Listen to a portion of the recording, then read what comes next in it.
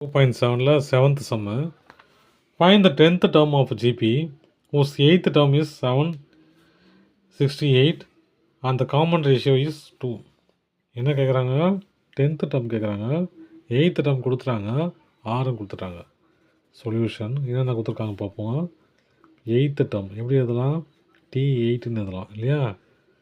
அதை ஃபார்மேட்டில் கொண்டு வரணும்னா a r a into r n minus 8 minus 1. இதை எப்படி மாற்றி எழுதலாம்? a into r 7. அப்போது T8 equal to a into r 7. T8 கொடுத்துட்டான், என்னென்ன கொடுத்துருக்காங்க பார்ப்போம். r ஈக்குவல் டு 2ன்னு கொடுத்துட்டான். T8 ஈக்குவல் டு 8th டேர்ம்னா கொடுத்துருக்காங்க 768 இல்லையா? இப்போ 768 equal to a into 2 power 7.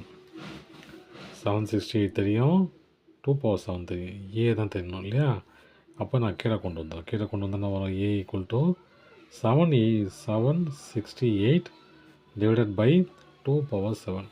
இது ஃபேக்டரில் இருக்கிறதுனால நான் அதையும் ஃபேக்டர்ஸாக மாற்றணும். அதனால் நான் எல்சிஎம் எடுத்துக்கிறேன். 768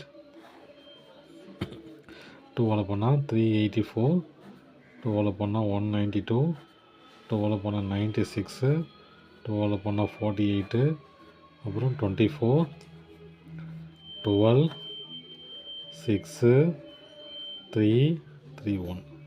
அப்போ எத்தனை இருக்குது பாருங்கள்? 1 2 3 4 5 6 7 8. அப்போது a equal to 2 power 8 into 3 power 1 divided by 2 power 7. இது 7 கேன்சல் ஆகிடும். இதில் 7 போச்சுன்னா 1, இதில் 1 இருக்குது இல்லையா? அப்போ a equal to 3 into 1 into 2 power 1. அதான் ஒரு 3 ஒரு 2 இருக்குது. 7 8 இது புரியுதுங்களா? 7 இருந்துச்சு, 7 கேன்சல் ஆகிடுச்சு, மீதி 1 இருக்குதாங்க. அப்போ a ஈக்குவல் டு 6. அப்போ a 6 தெரிஞ்சு போச்சு. அப்புறம் r 2ன்னு தெரியும் நமக்கு. அப்போ என்ன கண்டுபிடிக்கணும்? 10th டேர்மு கண்டுபிடிக்கணும். கொஷினே அதான் இல்லையா? 8th டேர்மு கொடுத்து 10th டேர்மு கேட்குறாங்க. அப்போ T8 equal to a into r 10 minus 1 a into r என்னது 9 இல்லையா? ஏ தெரியும், ஏ என்னது 6 இன்ட்டு 2 பவர் 9. அப்போது 6 இன்ட்டு 2 இன்ட்டு 1 2 3 4 5 6 7 8 9. அவ்வளோதான் சரியா? 9. இப்போ என்ன பண்ணலாம்? மல்டிப்ளை பண்ணலாம். 2 2 சார் 4, 4 2 சார் 8, 8 2 சார் 16, 16 32, 64 128, 128 இன்ட்டு 2 16 1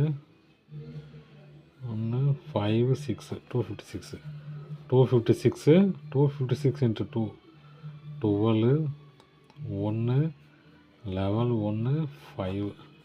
அப்போ இது 512. அப்போது 6 இன்ட்டு 512 மல்டிப்ளை பண்ணுங்கள்.